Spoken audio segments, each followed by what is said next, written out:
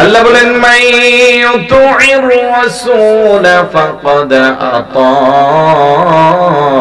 আল্লাহ ওয়া মান তাওয়াল্লা ফামা আরসালনাকা আলাইহিম হাফিযা। মান ইউতি'র রাসূল ফাকাদ আতা আল্লাহ, তোমাদের মধ্যে যে কেউ আমার রাসূলের ইতাআত করবে ফাকাদ আতা আল্লাহ, সে যেন প্রকৃতপক্ষে আমার আল্লাহরই অনুসরণ করলো। ওমান তাওয়াল্লা ফামা আরসালনাকা আলাইহিম হাফিযা, আর যারা রাসূলের অনুসরণ থেকে নিজেদের মুখকে ফিরিয়ে নেবে, আমি আল্লাহ তাদের জন্য আপনি রাসূলকে সংরক্ষণকারী হিসেবে দায়িত্ব দিয়ে পাঠাই নাই। বড় করে বলি নাউযুবিল্লাহ।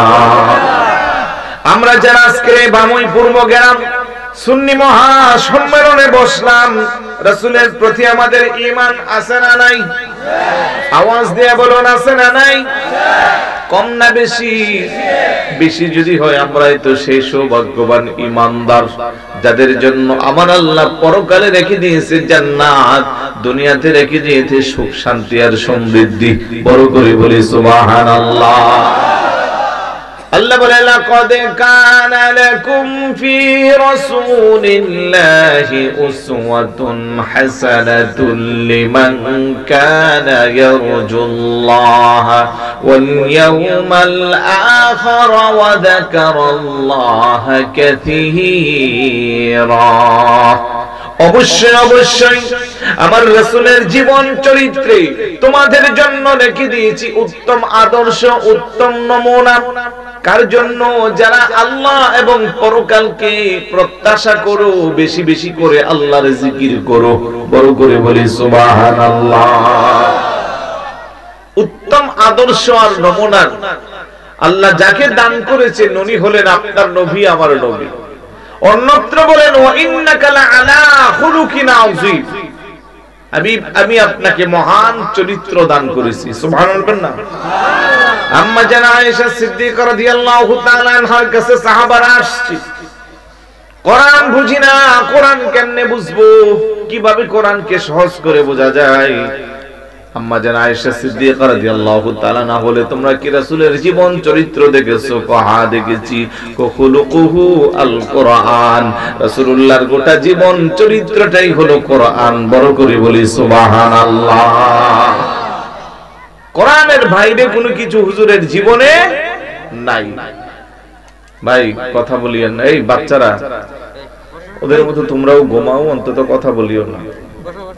তোমাদের পিছনে যারা ঘুমাইছে ফাঁকে ফুঁকে ওদের সাথে শুয়ে যাও, শীত যেহেতু বেশি, বাইরে যাওয়া দরকার নাই। তবরক আছে না? কি তোমাদেরকে ডাইকে দিব আমরা, ভয় পাই না, আবার কথা বলল না। তাহলে কেউ যদি কোরআন না বুঝে, আম্মা জান আয়েশা সিদ্দিকা রাদিয়াল্লাহু তাআলা আনহা বলে খুলুকুহু আল কোরআন, আমার রাসূলের জীবন চরিত্রটাই হলো কোরআন। সুবহানাল্লাহ। আমরা মুসলমান, কি সৌভাগ্যবান আমরা। সবাই ঘুমাচ্ছে, সব ছোট ছোট। আমার এক বাজে অভ্যাস, আমি কথা বলি আবার দেখি যে আমার কথা সবাই বুঝে কিনা, শুনে কিনা। না ওই এত টাকা খরচ করে মাহফিলটা করলো, 2-4টা কথাও যদি না বুঝেন কোনো লাভ আছে? আর আমিও সেই 8-9 ঘন্টা জার্নি করে চট্টগ্রাম থেকে আসার কোনো দরকার আছে? একটু ঘুমটারে ধরে সরান তো, একটু জিকির করেন লা ইলাহা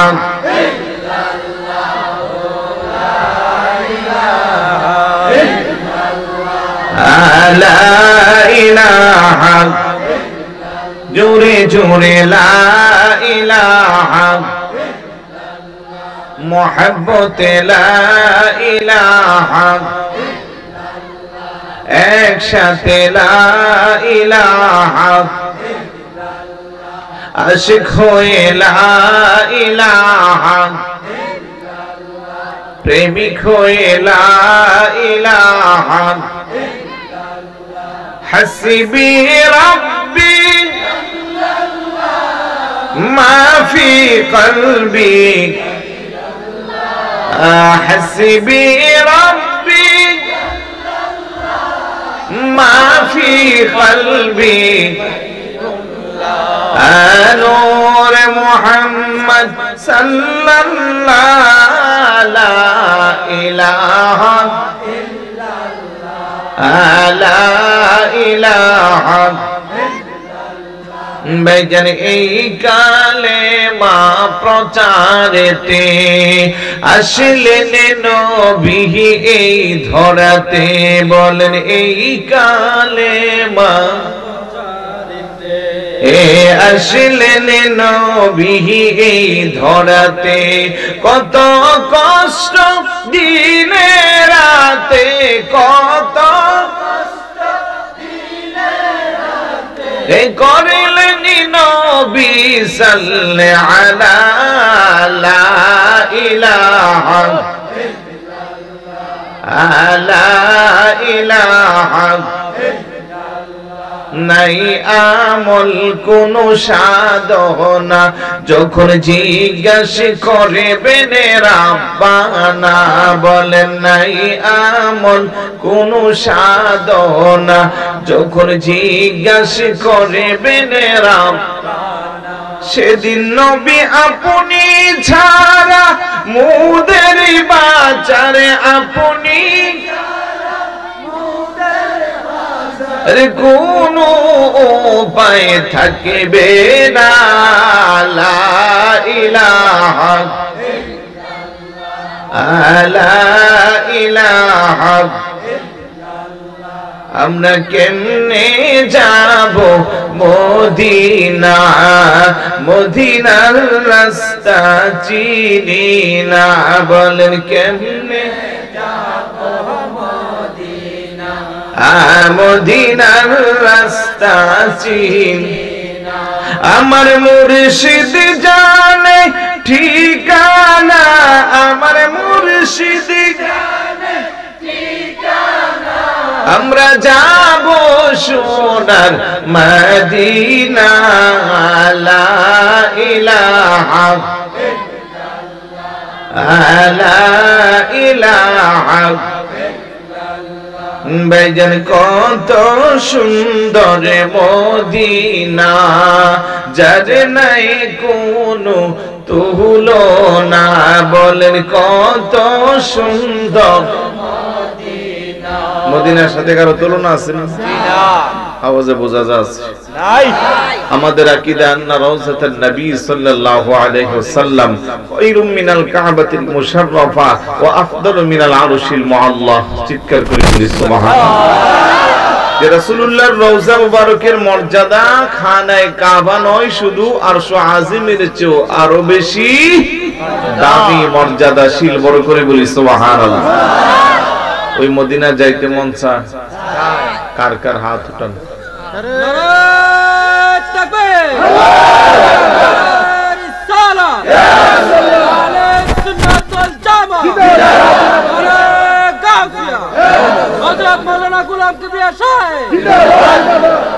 এই স্লোগানেও যারা ঘুম ভাঙছে না ওরা ডিস্টার্ব ফিরে লাভ নাই 10-12 জন ঘুমাইলে ঘুমাক কি কন আপনারা আছেন নি আমার লগে এটা কিন্তু একটা পরীক্ষা চলছে হাত উঠানো মানে কি পরীক্ষা চলতেছে লগে স্লোগান তারপরেও খোঁজ খবর নাই কত গভীরে ঘুম আছে আল্লাহই জানে আর আজিমে চলে গেছে নাকি সবাই মদিনা যাইতে চাই একবার না বারবার আমারে মনের জল্পনা কল্পনা নবী যাব আমি সোনার মদিনা যাদের যাইতে মন চায় আপনারা কোন বাকিরা মুখ বন্ধ করেন সমস্যা নাই আমারে মনের জল্পনা কল্পনা নবী যাব আমি সোনার মদিনা বলেন যাব আমি সোনার মদিনা রাসূল যাব আমি না গো যাব আমি সোনার মদিনা মনটা আমারে অনেক খুশি নবীজিকে ভালোবাসি মনটা আমার অনেক খুশি নবীজিকে ভালোবাসি ভালোবেসে তৃপ্তি মিটে না রাসূল ভালোবেসে তৃপ্তি মিটে না না গো যাব আমি সোনার মদিনা বলেন যাব আমি সোনার মদিনা রাসূল আপনার নামে এত জাদু, ডাকিলে মনে হয় মধু। আপনার নামে ডাকিলে মনে হয় মধু, ওই মধু কোথাও মিলবে না রাসূল, ওই মধু কোথাও মিলবে না। আনাগর বলেন যাব আমি রাসূল, তোমায় ভালোবাসে যারা, আল্লাহর ওলি হই গো তারা। তোমায় ভালোবাসে যারা, আল্লাহর ওলি হই গো তারা। থাকে না তো চিন্তা ভাবনা রাসূল, থাকে না তো চিন্তা ভাবনা। আনা গো যাব আমি আমার মনের জল্পনা কল্পনা, নবী যাব আমি বলেন যাব আমি সোনার মদিনা রাসূল, যাব আমি সোনার মদিনা। আনা গো যাব আমি সোনার মদিনা, বলেন যাব আমি সোনার মদিনা। আলহামদুলিল্লাহ, আরেকটু জোরে বলি আলহামদুলিল্লাহ। তাহলে আমাদের জন্য উত্তম আদর্শ চরিত্রের জায়গা হলো রাসূল পাকের জীবনী, যার গোটা জীবনটাই হলো কোরআন। আলহামদুলিল্লাহ বলবেন না? যখন যা প্রয়োজন ছিল নবুয়তি জীবনের দীর্ঘ 23 বছরে আল্লাহ পাক গোটা 30 পারা কোরআন নাযিল করেছে। এমন একজন রাসূল পেয়েছি আমরা, খুশি না বেজার? খুশি।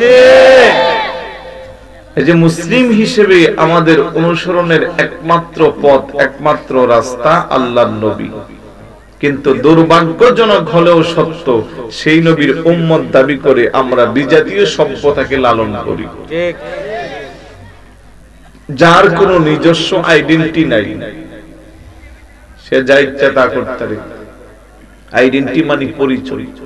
আমাকে যদি জিজ্ঞাসা করে আপনার বাবা কি, নাম আছে না? মা কে, নাম আছে না? আপনাকে জিজ্ঞাসা করলে বাবা কে মা কে নাম আছে, কিন্তু রাস্তার একটা টুকাই ছেলে ড্রেনের পাশে শুয়ে থাকে, রাত নাই দিন নাই, ভালো পোশাক নাই, কোথায় খাবে কি করবে কোনো ঠিক ঠিকানা নাই। ওই ছেলেটাকে দেখে যখন জিজ্ঞাসা করবেন তোমার বাবার নাম কি, দেখবেন ছেলেটা টুক টুক করে চোখের পানি ছেড়ে কান্না করছে।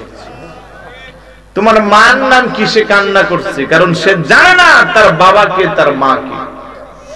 কিন্তু যিনি জানে, সে যেখানেই তাকে প্রাউড ফিল করে বলে আমার বাবার নাম অমুক, মায়ের নাম, তার মানে তার একটা পরিচয় দেওয়ার মতো জায়গা আছে। যার পরিচয় দেওয়ার মতো জায়গা নাই, সে যখন যেভাবে সুযোগ পায় ওইভাবেই তার পরিচয়টারে কাজে লাগায়। তো আমরা যারা মুসলমান আছি, আমাদের জীবন চরিত্র গঠনের জন্য গোটা একটা কোরআন আছে, আর এই কোরআনের সমস্ত চরিত্রগুলো আল্লাহর প্রিয় হাবিবের মধ্যে আল্লাহ পাক দান করছে। তাহলে আমরা কেন ওর কাছ থেকে ধান নিয়ে জীবন চরিত্র চালাবো? তাহলে আমাদের চেয়ে বোকা আর কেহ নাই। আমার মুসলমানের যুবক ফ্যাশন করে, পৃথিবীর ইসলামের চেয়ে বড় আধুনিক, ইসলামের চেয়ে বড় সায়েন্টিফিক, ইসলামের চেয়ে বড় বৈজ্ঞানিক, ইসলামের চেয়ে বড় যে রীতিগুলো আছে, এগুলো সবটুকুন রাসূলুল্লাহর জীবন চরিত্র থেকে আনা।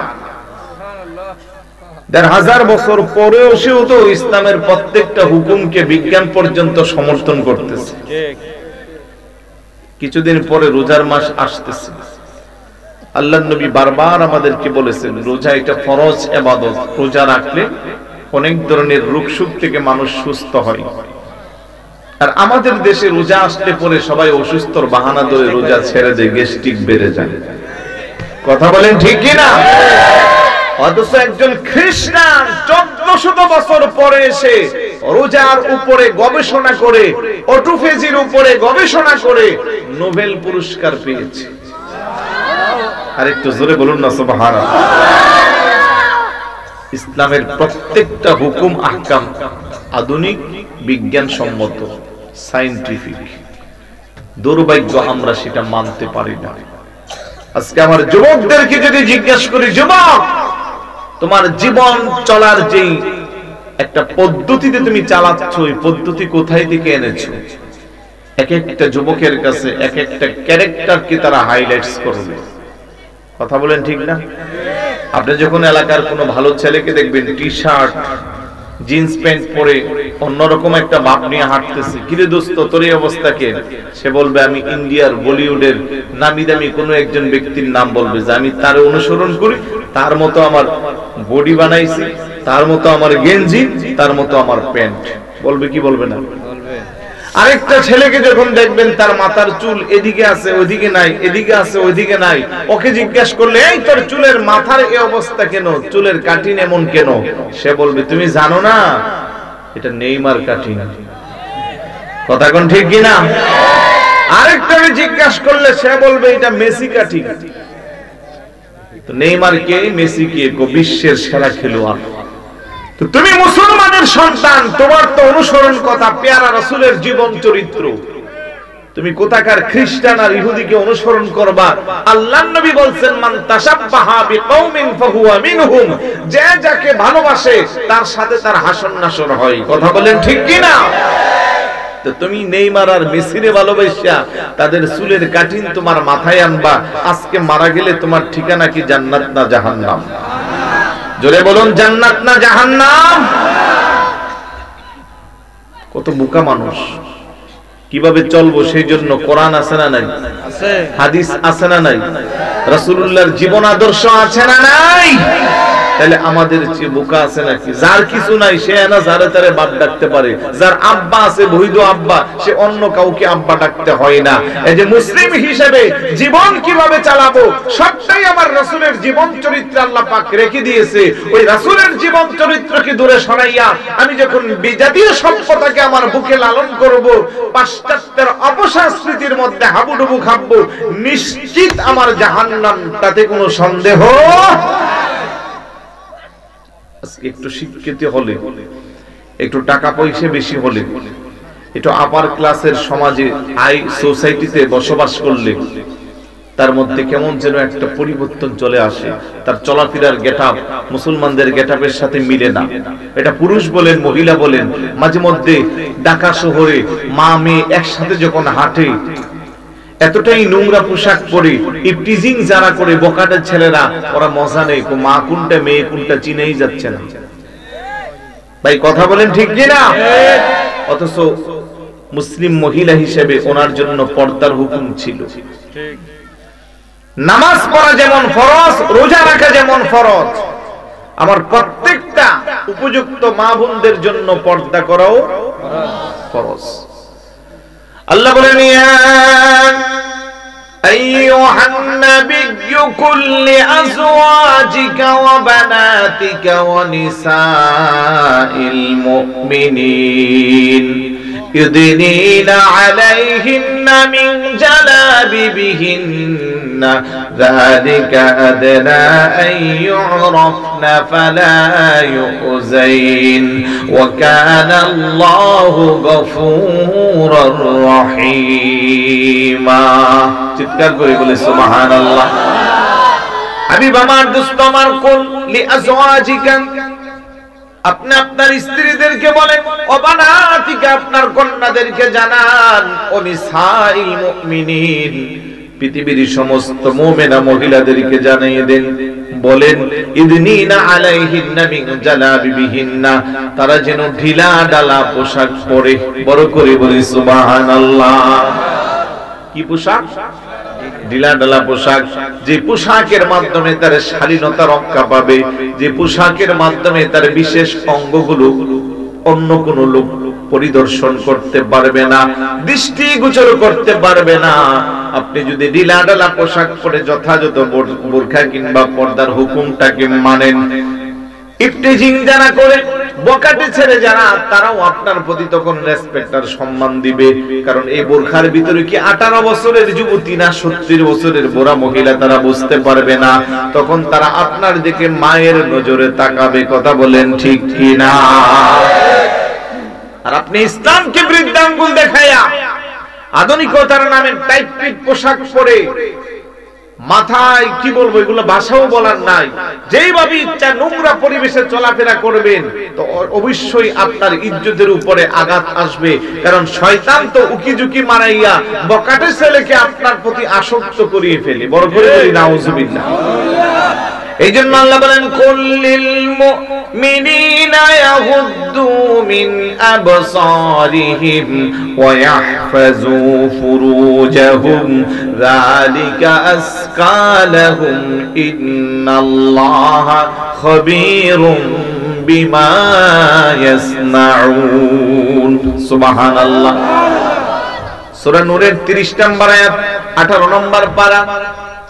আল্লাহ সুবহানাহু ওয়া তাআলা বলে, হাবিব আমার, দোস্ত আমার, আপনি জানিয়ে দেন মুমিন পুরুষ যারা আছে তারা যখন রাস্তা দিয়ে চলবে, ইয়াগুদ্দু মিন আবসারিহিম, তাদের দৃষ্টিকে তারা অবনত রাখবে, ওয়া ইয়াহফাজু ফুরুজাহুম, তাদের লজ্জাস্থানকে তারা হেফাজত করবে, যালিকা আযকা লাহুম, এটা হবে তাদের জন্য বড় পবিত্র।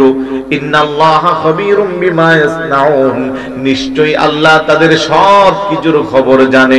কথা বলেন ঠিক কি না?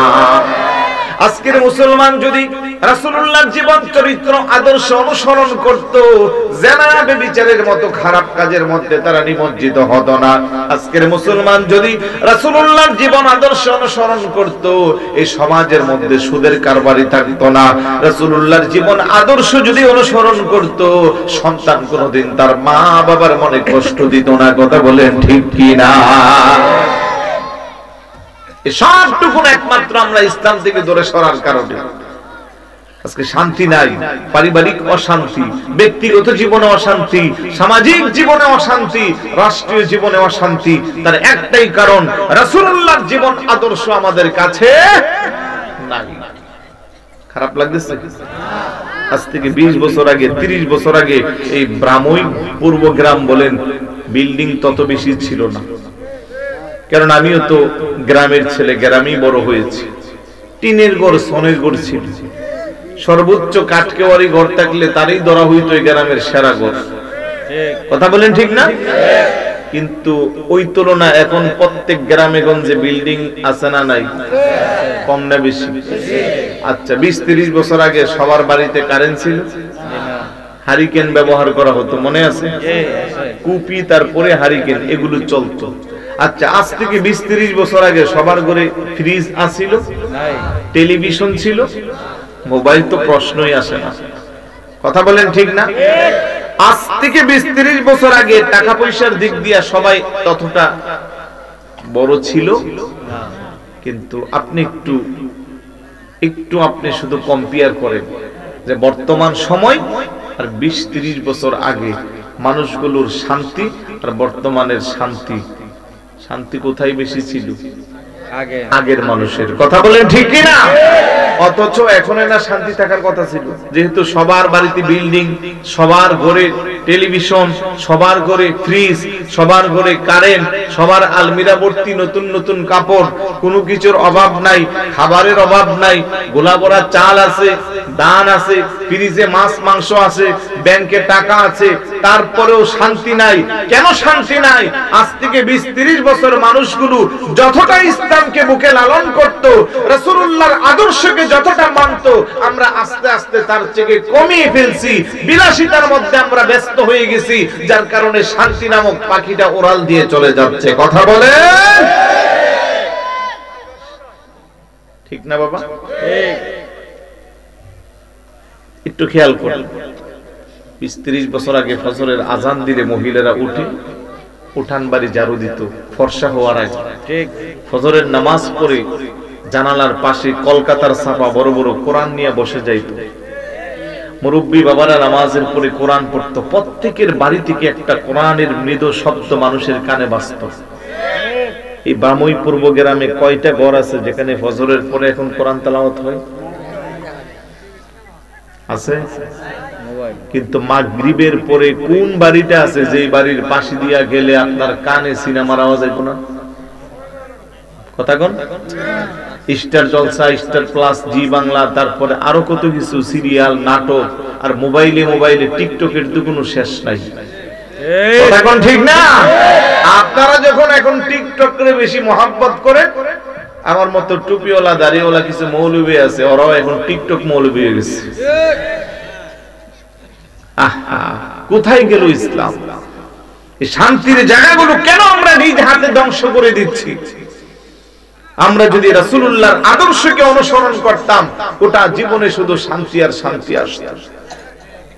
আজকে অর্থের প্রাচুর্যতার বৃদ্ধি পাইল, বাড়িঘর সৌন্দর্য হইল, ব্যাংক ব্যালেন্সে টাকার পরিমাণ বাড়ল, সবকিছু হইল, কিন্তু শান্তি নাই, অশান্তি আর অশান্তি। আজ থেকে 20-30 বছর আগে আপনি পরিমাপ করবেন, পুরো আপনাদের শুধু ব্রাহ্মই গ্রাম না, লাখাই না, হবিগঞ্জ ডিস্ট্রিক্টে দেখবেন 20 বছর আগে কয়টা ফাইল আছে তালাক আর ডিভোর্সের, 2-4টার বেশি পাওয়া যাবে না। আর এখন জান, এমন কোন দিন নাই তালাক আর ডিভোর্স নাই। এক একটা দাম্পত্য জীবনের বয়স 15, 20, 25, 2টা, 3টা, 4টা সন্তান, তারপরেও ধয়া মায়া ছাইরা মহিলা চলে যাচ্ছে আরেক পুরুষের সাথে, আর পুরুষ চলে যাচ্ছে আরেক মহিলার সাথে। কথা বলেন ঠিক কি না? এগুলো কি মুসলমানের চরিত্র? আফসোস লাগে। যারহুম ইয়াকুলু ওয়া ইয়াতামাত্তাউ ওয়া ইউলহিহিমুল আমালু ফাসাউফা ইয়ালামুন। আল্লাহ বলে কাফের মুশরিক যারা, তারা দুনিয়াতে খাইবে, যাদের যা মন চায় তারা খাইবে, মুখ বিলাসে তারা ব্যস্ত থাকবে, তারা তাদের খেল তামাশা নিয়ে ব্যস্ত থাকবে, তবে তাদেরও একটা হিসাব আছে না নাই? কিন্তু আপনি আমি যারা মুসলমান আছি, আমরা যা ইচ্ছা তা মন চাইলে খাইতে পারবো না।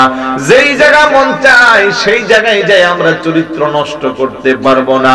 যখন যা মনে চায় আমরা মুখ বিলাসে ব্যস্ত হইতে পারবো না, কারণ আমাদের প্রত্যেকটা কর্মের হিসাব আছে না নাই? فمن يعمل مثقال ذرة خيرا يره ومن يعمل مثقال ذرة شرا يره। যারা পরিমাণ আল্লাহ পাক আপনার আমার হিসাব নেবে।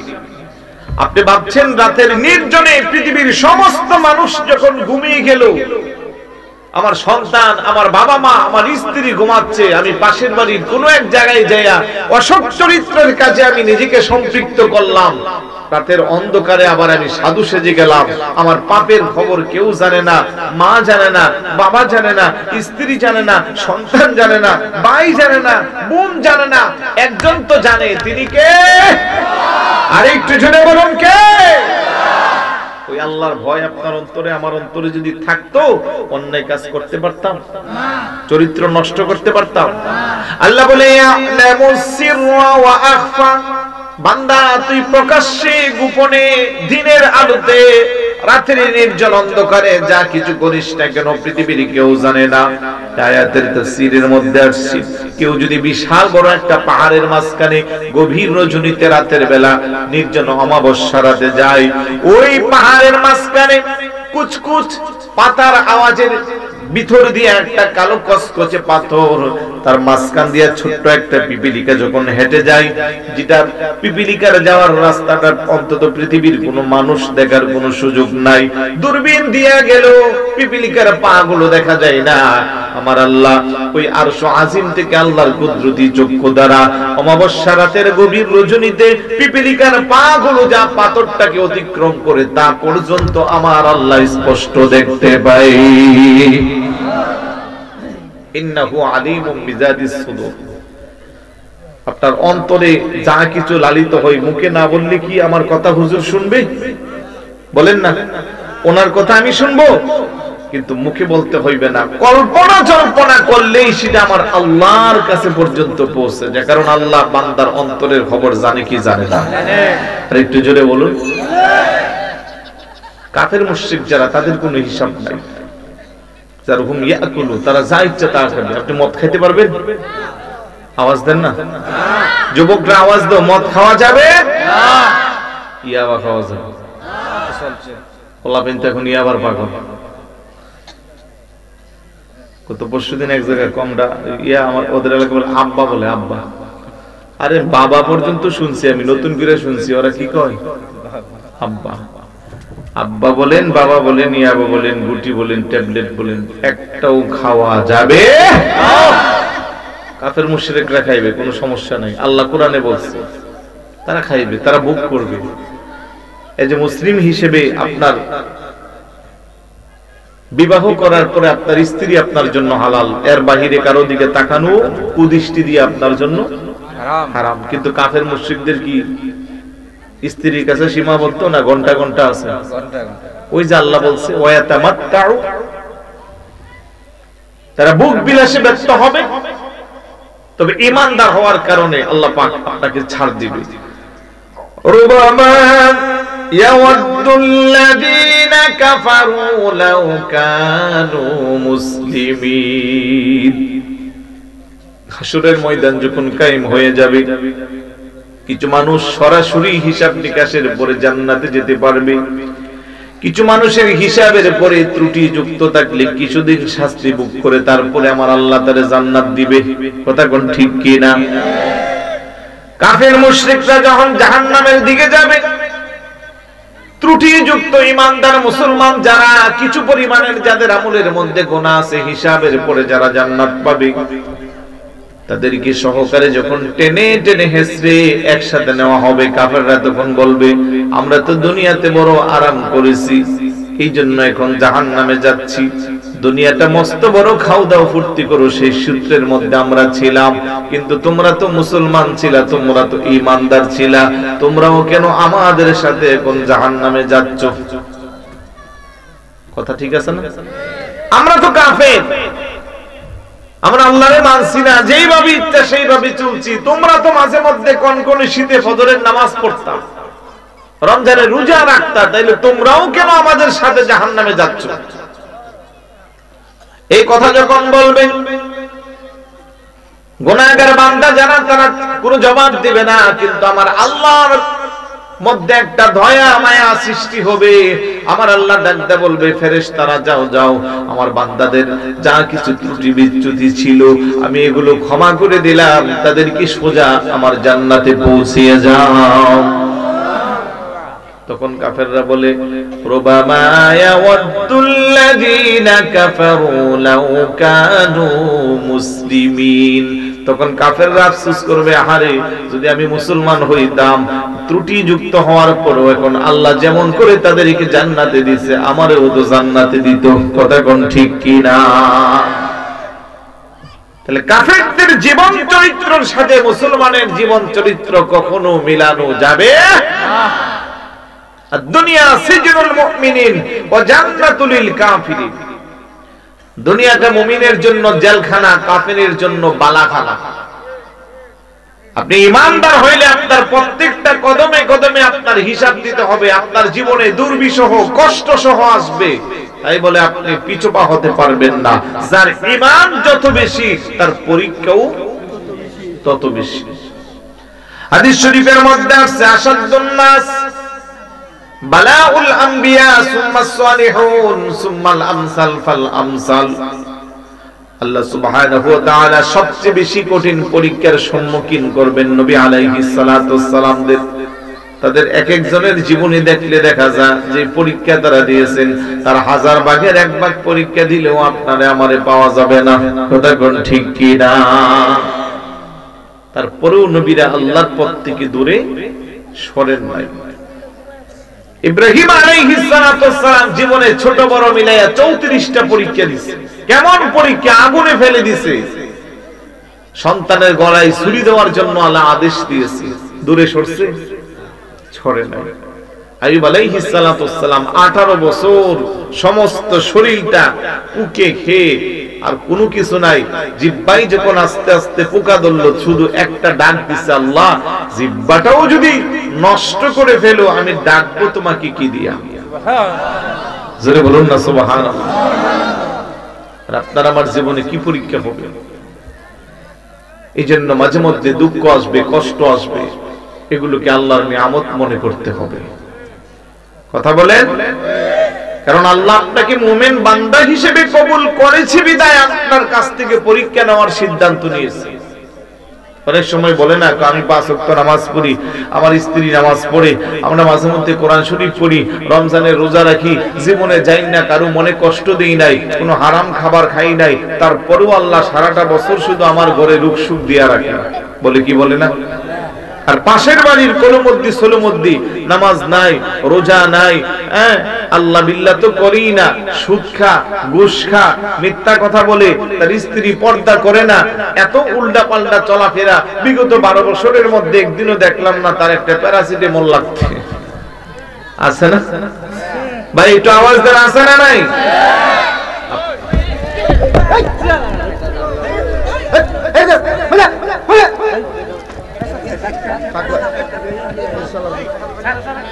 এটা দরুদ শরীফ পড়ি, আল্লাহুম্মা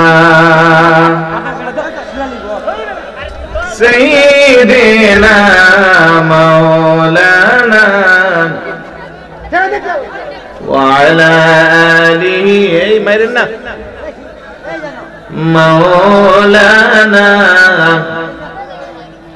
রাহমাতাল লিল আলামিন, নবীজি রহমতের খজিনা, যার কদমের ধুলি লেগে ইয়াসরিব হইল মদিনা। আল্লাহুম্মা সাল্লি আলা মাওলানা মুহাম্মদ ওয়া আলা আলি সাইয়্যিদিনা মাওলানা মুহাম্মদ। প্রত্যেক কিছুর সুবিধাও আছে, অসুবিধাও ও আসছে। যে আপনাদের কি অসুবিধা হয়েছে? আমার কাছে কিন্তু সুবিধা লাগছে। এই যে ঘুমাইছিলেন, মোটামুটি ঘুম সবার চলে গেছে, কথা কোন ঠিক না? ও আয়সা টান দিছে মাইক, এক একজনে আওয়াজে ভাবছে না জানে কোন বিপদ আসছে। এই বাচ্চারা কথা বলিও না, বারবার বলতেছি কথা বলিও না। আমার কথাগুলা কি ভাই বোঝা যায়? অসুবিধা হয় না তো? এরকম কথা বলা দরকার আছে নি? একটু মনোযোগ দেন। আমাদের কোরআন হাদিসের কথা যখন আমরা বলি, তাফসীর করি, অনেক ভাইদের ভালো লাগে না, উঠে চলে যায়। কিন্তু সেই তুলনা আজকে যারা আপনারা বসছেন, আপনাদের শুকরিয়া, আলহামদুলিল্লাহ। সবাই ধৈর্য ধরে বসে আছেন, শেষ পর্যন্ত থাকবেন তো ইনশাআল্লাহ? উঠবেন নাকি কেউ? কারা কারা উঠবেন হাত উঠান। 12টার খবর নিয়েছি, বরাবর 12টা বাজে। আরো কিছু কথা বলি, কি বলেন? ইনশাআল্লাহ মনোযোগ আছে? তাইলে যে নামাজ পড়ে, রোজা রাখে, হজ করে, যাকাত দেয়, আল্লাহ বিল্লাহ করে, তার পরীক্ষাই বেশি হবে। কারণ আল্লাহ তো ওই বান্দারই পরীক্ষা নিবে, বান্দা হিসেবে যাকে কবুল করবে। ঠিক কথা বলেন, ঠিক না? এসএসসি পরীক্ষা দেয় না আপনাদের এলাকায়? এখন মনে করেন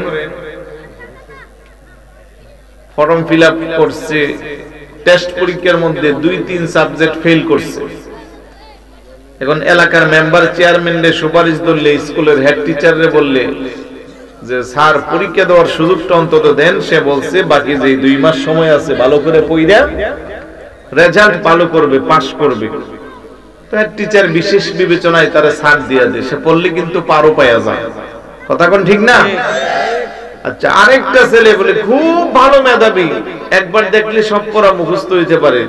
তার আগের ক্লাসে, যেমন ক্লাস 9 এর রেজিস্ট্রেশন নাই, আগে স্কুলে কোনোদিন পড়ে নাই, এখন হঠাৎ করে তারে যতই চাপাচাপি করেন, ডাইরেক্ট পরীক্ষা দেওয়ার কোনো সুযোগ আছে? আওয়াজে বোঝা যাচ্ছে কোনো সুযোগ নাই। কারণ কতগুলো পদ্ধতি অনুসরণ করে আপনাকে সামনে এগোতে হবে। তো যেই বান্দা অসুখ বিসুখ হয় না, সে নামাজও পড়ে না, রোজাও রাখে না, আমার আল্লাহকে তার পরীক্ষা নেওয়ার মতো যোগ্যতাই তো তার নাই। তো যে নামাজ পড়ে, রোজা রাখে, আমি আল্লাহরে ডাকে, সে তো অন্তত আমার বান্দার পরীক্ষার তালিকায় আছে। এই জন্য মন খারাপ করা যাবে না। আলহামদুলিল্লাহ আলা কুল্লি হাল, প্রত্যেক অবস্থায় শুকরিয়া আদায় করব কার? আর একটু জোরে বলুন, কার? আল্লাহ। যুবকদের উদ্দেশ্য করে বলবো, কারণ এই বিষয়ে কথা বললে আমাদের যুবকদের বেশি উপকার হয়। রাসূলের জীবন আদর্শ, গুনাহের কাজ নাই এ কথা বলার কোনো সুযোগ। সূরা নূরের তাফসীর থেকে আমি আপনাদেরকে একটু শোনাচ্ছি। রাসূলুল্লাহ যখন মক্কা শরীফ থেকে হিজরত করে মদিনায় গেল, মজার একটা আলোচনা, মনোযোগ রাখেন। মদিনায় মুহাজির এবং আনসারী সাহাবী যারা ছিল তাদের মধ্যে একটা সুসম্পর্ক সৃষ্টি হয়েছে। মুহাজির সাহাবী যারা রাসূলুল্লাহর সাথে হিজরত করে মদিনায় গেছে, আর আনসারী হলো যারা মদিনার অধিবাসী, যারা সাহায্য করেছে। সম্পর্কটা এমন হয়েছিল সহোদর ভাইয়ের চেয়ে আরো বেশি, আপন ভাইয়ের চেয়ে আরো বেশি। কিছুদিন পরে আল্লাহর নবী তাবুক যুদ্ধে যাবে। সাঈদ ইবনে আব্দুর রহমান রাদিয়াল্লাহু তাআলা রাসূল পাকের একজন সাহাবী, যুদ্ধের পারদর্শিতা ভালো, আনসারী সাহাবী, যিনি মদিনার অধিবাসী। আরেকজন সাহাবী সালাবাতুল আনসার। সাঈদ ইবনে আব্দুর রহমান বলল, ভাই আমি যুদ্ধের ময়দানে রাসূলুল্লাহর সাথে যাই, তুমি আমার বাড়ির পাহারা দিবা, যা কিছু লাগে ব্যবস্থা করবা। সুবহানাল্লাহ বলবেন না? আমরা এরকম বলি না, পাশের বাড়ির মানুষকে বলি না যে আমি একটু 2 দিনের জন্য ঢাকা যাচ্ছি, আমার বাড়ির একটু সুবিধা অসুবিধা একটু খেয়াল রাখো, যখন যা লাগে তুমি তাদেরকে একটু সহযোগিতা করিও। আমার ভাইরা বাবারা, সাঈদ ইবনে আব্দুর রহমান রাদিয়াল্লাহু তাআলা আল্লাহর প্রিয় হাবিবের সাথে তাবুক যুদ্ধে চলে গেল, বাড়ির দায়িত্ব দিয়ে গেল সালাবাতুল আনসারী। উনিও নিষ্ঠার সাথে বাড়ির দায়িত্ব পালন করছে, যখন যা কিছু লাগবে সবকিছু দিচ্ছে। হঠাৎ করে একদিন পর্দা টান দিয়া ভিতরের দিকে নজর দিল। সাহাবী ভাইয়ের স্ত্রীর দিকে ওনার নজর গেল। সামনে যাইয়া সাঈদ ইবনে আব্দুর রহমান রাদিয়াল্লাহু তাআলা আনহুর স্ত্রীর হাতের মধ্যে শুধু হাতটা দিল।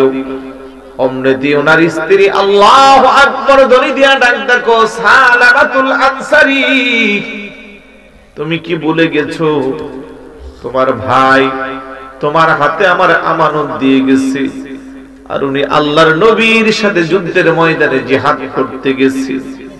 তুমি যে আমানতের খেয়ানত করলা, কাল কিয়ামতের ময়দানে আল্লাহর দরবারে তুমি কি জবাব দিবা? সুবহানাল্লাহ। আমার ভাইরা বাবারা, হাতটা দিয়ে শুধু ওই বোনের শরীরের মধ্যে ধরছিল। সাহাবী মহিলা যখন শুধু এই কথা বলল, স্বামী আমার যুদ্ধের ময়দানে প্যারা রাসূলের সাথে গেল, তোমার কাছে আমানতের দায়িত্ব দিয়েছিল, তুমি আমানতের খেয়ানত করে আমার হাত ধরলা, কাল কিয়ামতের ময়দানে আল্লাহর দরবারে তুমি কি বলবা? কথাটা বলতে দেরি সালাবাতুল আনসারী বাসা থেকে বের হয়ে একটা চিৎকার দিয়া পাহাড়ের দিকে চলে গেছে।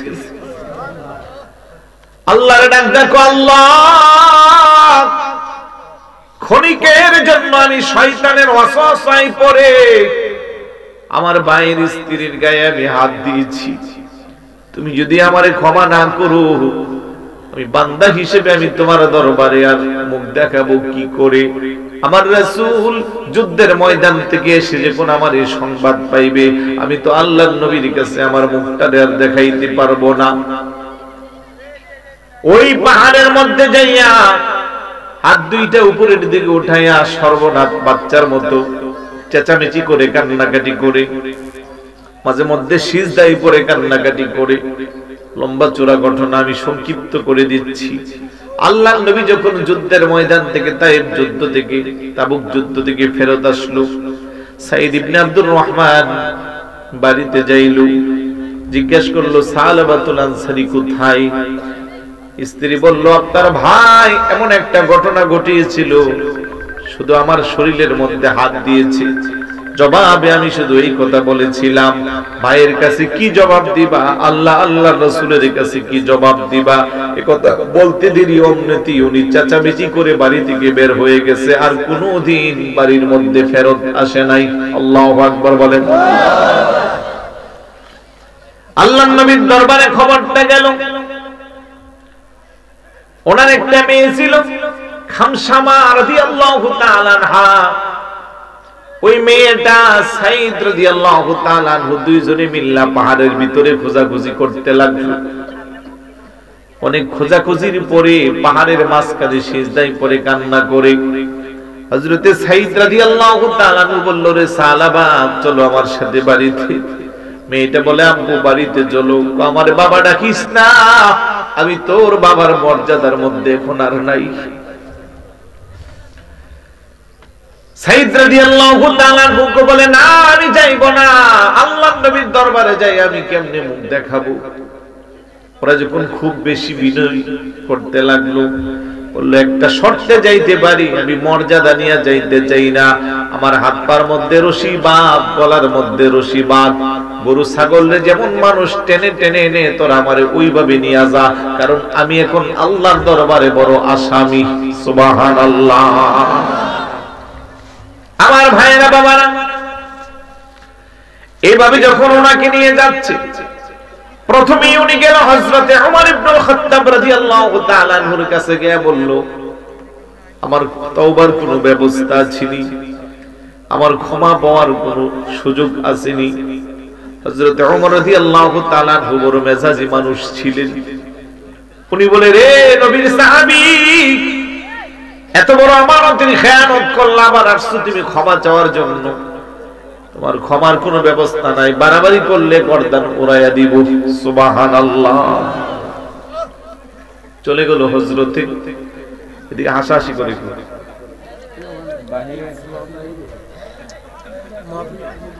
দায়িত্বশীল যারা আছেন ওদেরকে একটু কন্ট্রোল করে।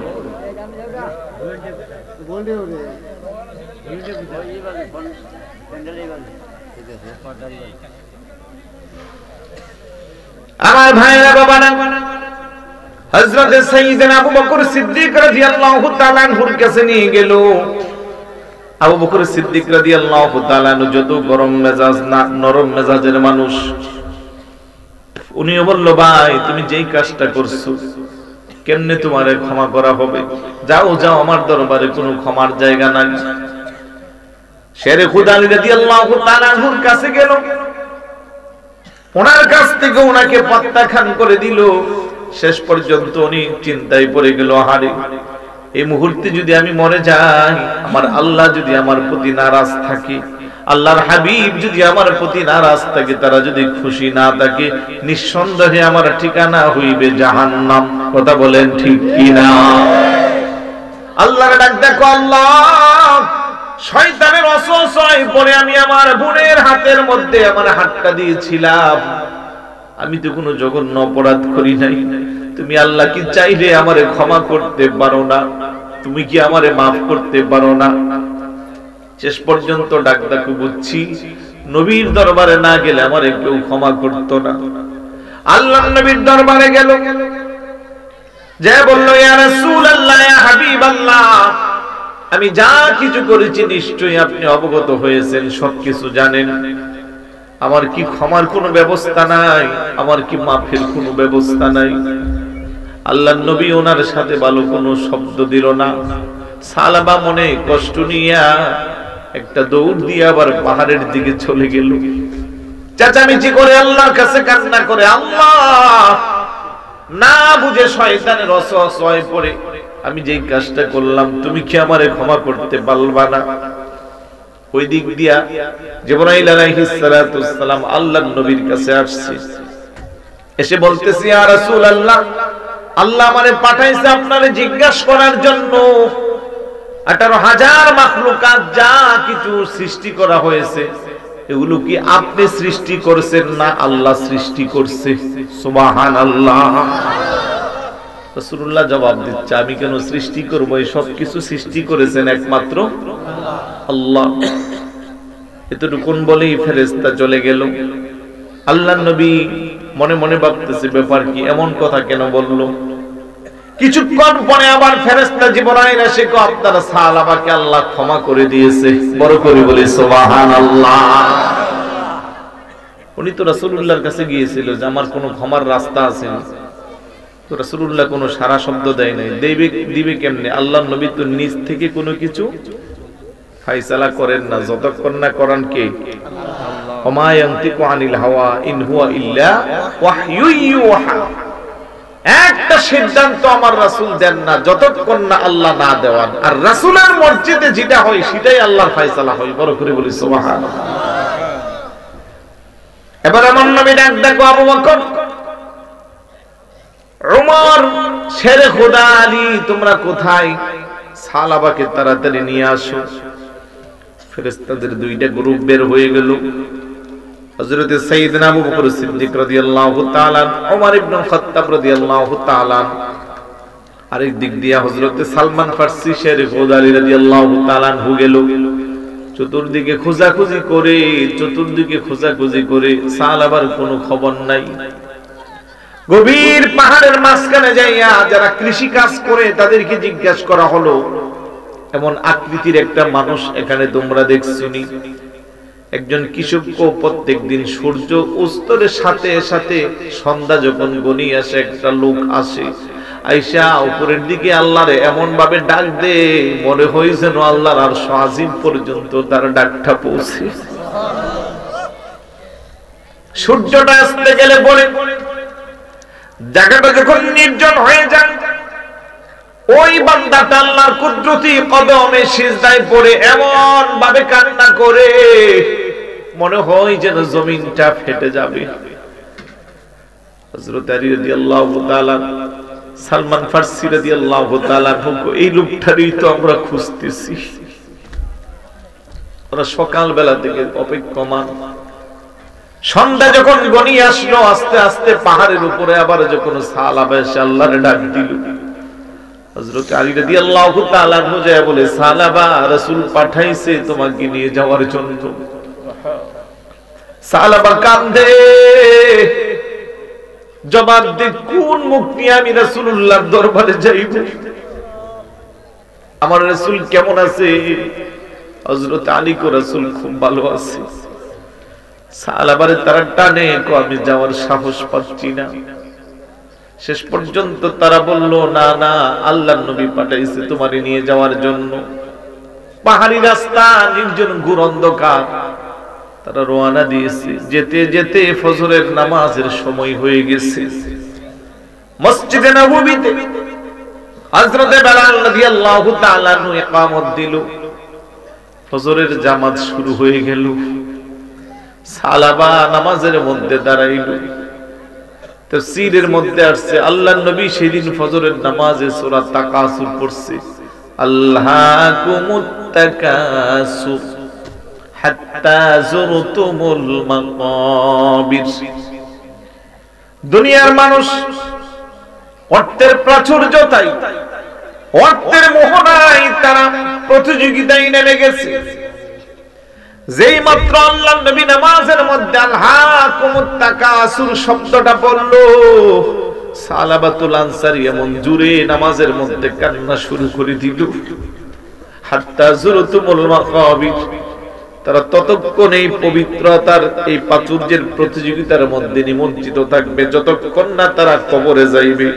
হাত্তা যুরতুমুল মাকাবলার পরে উনি নামাজ থেকে হেলে দুলে বেহুশ হয়ে পড়ে গেছে। আল্লাহু আকবার।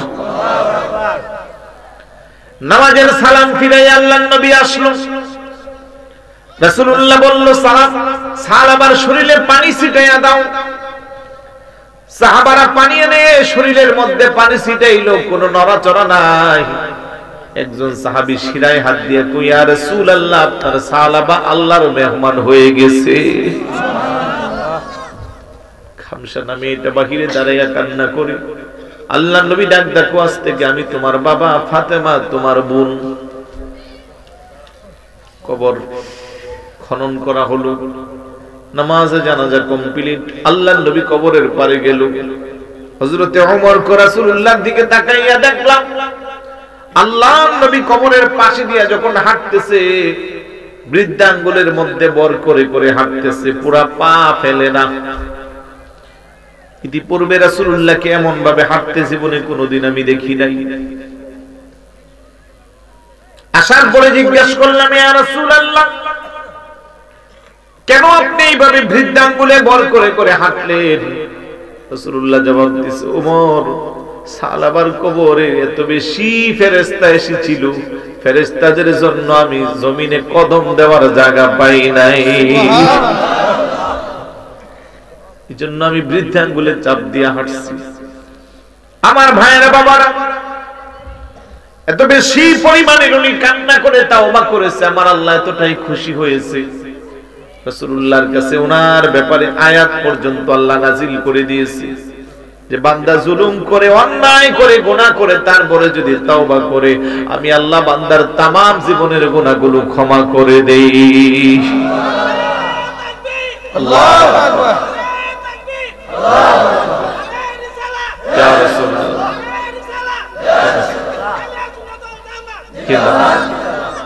আমার ভাইরা বাবারা, জীবনে গুনাহ নাই এই কথা বলার কোন সুযোগ, কম বেশি গুনাহ আমাদের সবার আছে, কিন্তু আপনার আমার জীবনের গুনাহগুলো যদি দুনিয়ার মানুষ জানতো, স্বামীর এমন কিছু গুনাহ আছে স্ত্রী জানলে জীবনে কোনোদিন স্বামীর সংসার করত না।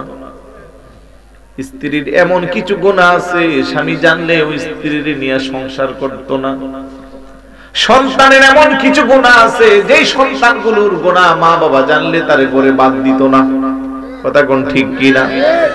বাবা মার এমন কিছু গুনাহ আছে সন্তান জানলে জীবনে কোনোদিন আব্বা আম্মা বলে ডাকতো না।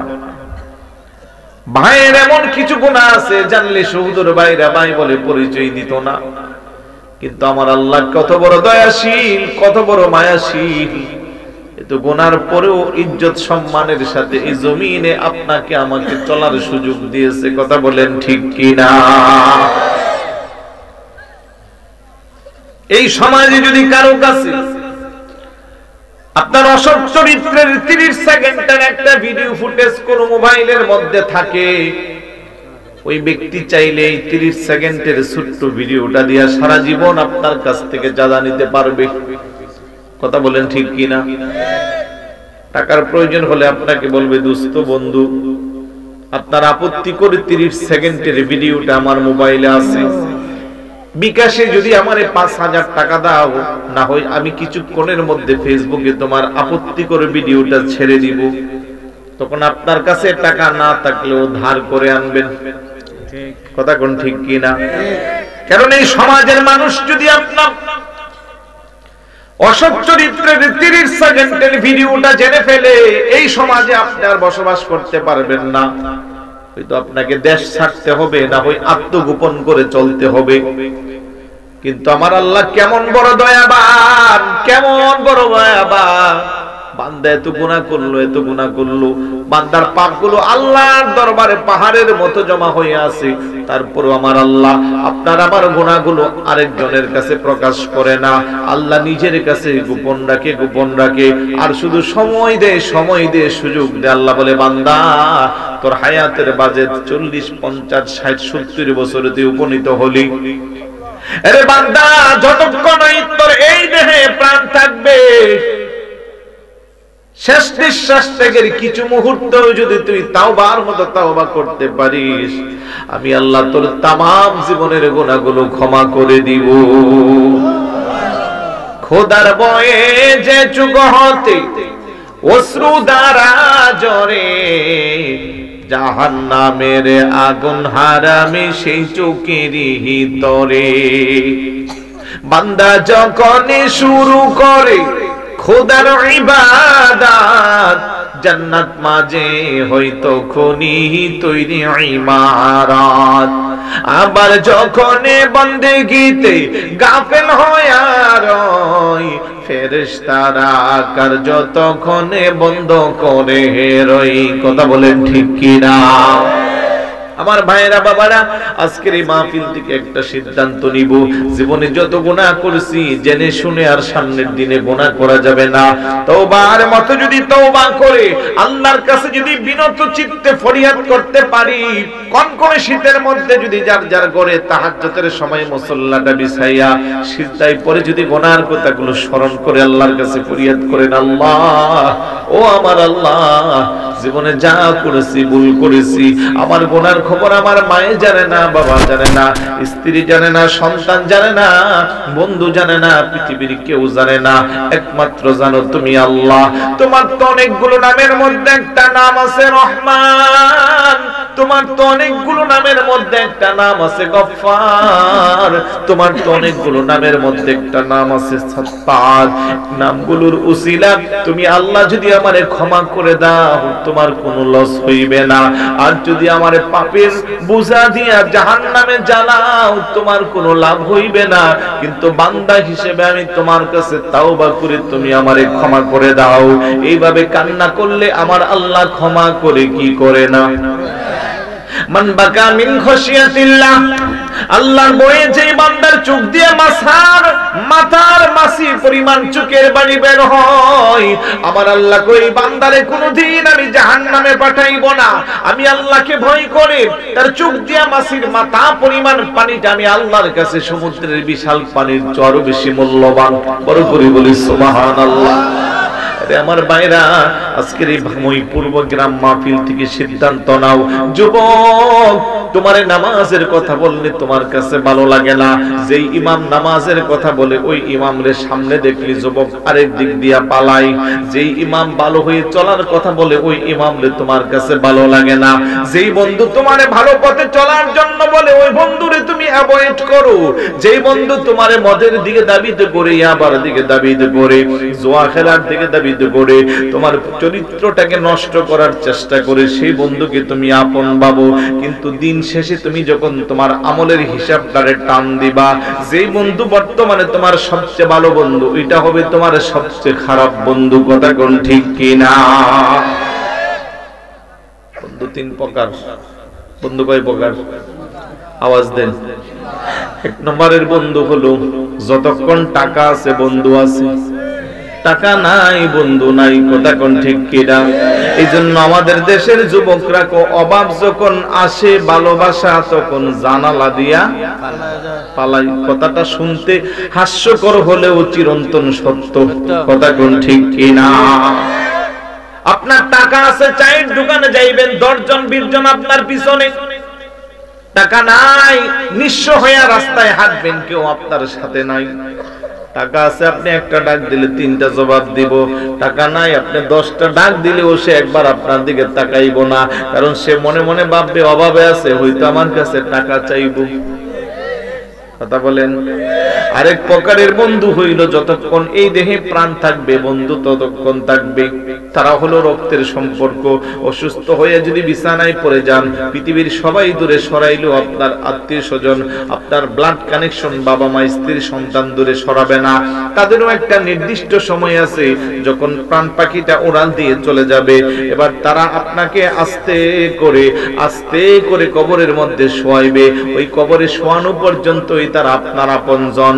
কিন্তু ওই কবরে শোয়ানোর পরে আর কেউ আপনার আপন নাই। আল্লাহর নবী কো উম্মত, ওই কবরটাকে আলোকিত করার জন্য তোর আরেকটা বন্ধু আছে, অন্ধকার দূর করে তোর জন্য আলোকিত করবে। ছোট্ট কবরটাকে টেনে লম্বা প্রশস্ত করবে। সাহাবারা কই ইয়া রাসূলুল্লাহ, সেই বন্ধুটার নাম কি? আমার নবী কো সেই বন্ধুটার নাম হইল নেক আমল।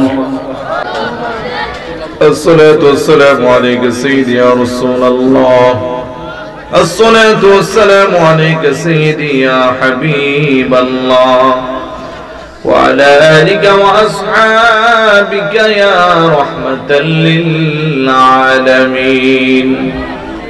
ربنا آتنا في الدنيا حسنة وفي الآخرة حسنة وقنا عذاب النار، وادخلنا الجنة مع الأبرار يا عزيز يا غفار يا رب العالمين.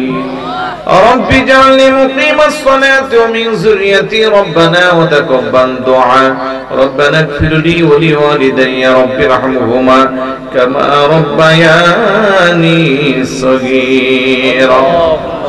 رب العالمين বামই পূর্ব গ্রাম দক্ষিণ সমাজের যুবক ভাইদের ব্যবস্থাপনায় আয়োজিত আজকের বিশাল আজিমুশান 13তম বার্ষিক সুন্নি মহাসম্মেলনে বসে এতক্ষণ যে আলোচনা করলাম, উলামায়ে কেরাম আলোচনা করলো, তোমার হাবিবের উপর দুরূদ ও সালাম মিলাদ ও কিয়াম যা পাঠ করলাম, ভুল ত্রুটি ক্ষমা করে হাদিয়া টুকুন যাহা কবুল করেছো লক্ষ লক্ষ কোটি কোটি গুণে বাড়াইয়া সর্বপ্রথম আকা মাওলা তাজদারে মদিনা উম্মতের কান্ডারি দুকুলের সাথী হায়াতুন নবী নূরের নবী জিন্দা নবীর নূরানী রওজা মুবারকে পৌঁছিয়ে দাও। সমস্ত সাহাবায়ে কেরাম তাবিঈন মুজতাহিদিন খুলাফায়ে রাশিদিন শুহাদায়ে সালিহিন পীরুনে গাউস কুতুব আমদাল উলামা ফুকাহা বুলাগান উলামা মুহাদ্দিসিন মুফাসসিরিন আইমে শরীয়ত আইমে তরিকত যেখানে আছেন প্রত্যেকের রূহে পাকে হাদিয়া পৌঁছে দাও। শানশা বাগদাদের দরবারে পৌঁছে দাও, খাজা গরিব নওয়াজের দরবারে পৌঁছে দাও। খাজেগান খলিফা শাহজাহান খাজা আব্দুর রহমান চৌরুবি কুতুবুল আউলিয়া বানিয়ে জামিয়া সৈয়দা মুর্শিদ শ্রীকুটি বানিয়ে জশ্নে জুলুস ঈদ মিলাদুন নবী সাল্লাল্লাহু আলাইহি ওয়াসাল্লাম ও বানিয়ে গাউসে কমিটি গাউসে জামান মুর্শিদ বারহক হাফেজ করি আল্লামা সৈয়দ মুহাম্মদ তৈয়ব রাদিয়াল্লাহু তাআলা দরবারে পৌঁছে দাও। আল্লাহ শাহজালাল ইয়ামুনি শাহপুরানি ইয়ামুনি সহ 360 আউলিয়া, চট্টগ্রামের বড় আউলিয়া গৌসুল আজম মাসবান্ডার ইমাম শেরে বাংলা আলা হযরত কিবলা কাবা বরহক সিলসিলার যত মাশাইখ যে যেখানে আছেন প্রত্যেকের নামে নামে হকে হকে দুয়ার হাদিয়াকে তুমি মঞ্জুর করে নাও। আমরা যারা হাত উঠাইছি আমাদের প্রত্যেকের মেহেরবান আব্বা আম্মা দাদা দাদি নানা নানি আত্মীয় স্বজন পিতৃবংশ মাতৃবংশ শ্বশুর শাশুড়ি যাদের অন্ধকার কবরে প্রত্যেকের কবরটাকে তুমি জান্নাতের টুকরা বানিয়ে দাও। আজকের এই মাহফিলকে সাজাইতে যাইয়া যারা টাকা দিয়া পয়সা দিয়া বুদ্ধি দিয়া শ্রম দিয়া খাটনি দিয়া এত সুন্দর করে আজ মুশান ভাবে সাজাইলো, আজকের মাহফিল আমাদের সকলের জন্য তুমি নাজাতের ব্যবস্থা করে দাও। আল্লাহ সংগঠনের প্রত্যেকটা সদস্য ভাইকে তুমি কবুল আর মঞ্জুর করে নাও।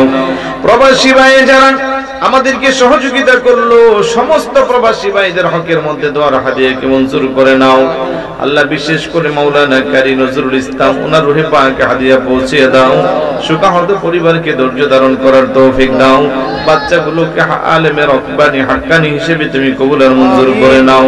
আল্লাহ জামাল ভাইয়ের ছেলে সাব্বির প্রবাসে থাকে, তার জন্য দোয়া চেয়েছে, ওনার পরিবারের প্রত্যেকটা সদস্যের হকের মধ্যে দোয়ার হাদিয়াকে মঞ্জুর করো। আল্লাহ আমাদের জাহিদুল ইসলাম জাহিদ ভাই সংগঠনের সভাপতি, ওনার আব্বার হকের মধ্যে দোয়ার হাদিয়াকে মঞ্জুর করো। আল্লাহ মুস্তাক ভাই দোয়া চেয়েছে, আল্লাহ এইভাবে যাদের নাম নিলাম না তোমার তো জানার বাকি নাই, প্রত্যেকের নামে নামে হকে হকে দোয়ার হাদিয়াকে মঞ্জুর করে নাও। আল্লাহ আমি গুনাহগারের সাথে যোগ্য বিজ্ঞ উলামায়ে কেরাম হাত উঠাইলো, কচিকাঁচা মাসুম বাচ্চারা, পর্দার অন্তরালের মা বোনেরা, সাদা দাড়িওয়ালা মুরব্বী বাবারা, যে কোনো দুটো হাতের ওসিলা করে আজকের মুনাজাতকে তুমি কবুল আর মঞ্জুর করে নাও। মা বোনদেরকে রাবিয়া বসরির মতো ওলি বানিয়ে দাও। আমরা যারা হাত উঠাইছি জীবনে একবার হলেও হজ্জে বাইতুল্লাহ জিয়ারতে মদিনা নসিব করো আল্লাহ। যারা দেখছে বারবার দেখার তৌফিক দাও।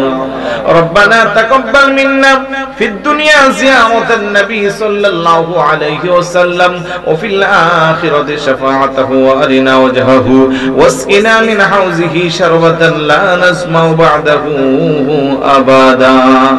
শেষ কুনিয়াত তোমার দরবারে যখন মালাকুল মউত চলে আসবে, ওই কঠিন মুসিবতের সময় তোমার হাবিবে দুজাহারের নূরানি চেহারা মুবারক আমাদের চোখের সামনে বসাইয়া মুদের পাপি জবানে মধুর কালমা জারি করে দিও, লা ইলাহা ইল্লাল্লাহু মুহাম্মাদুর রাসূলুল্লাহ।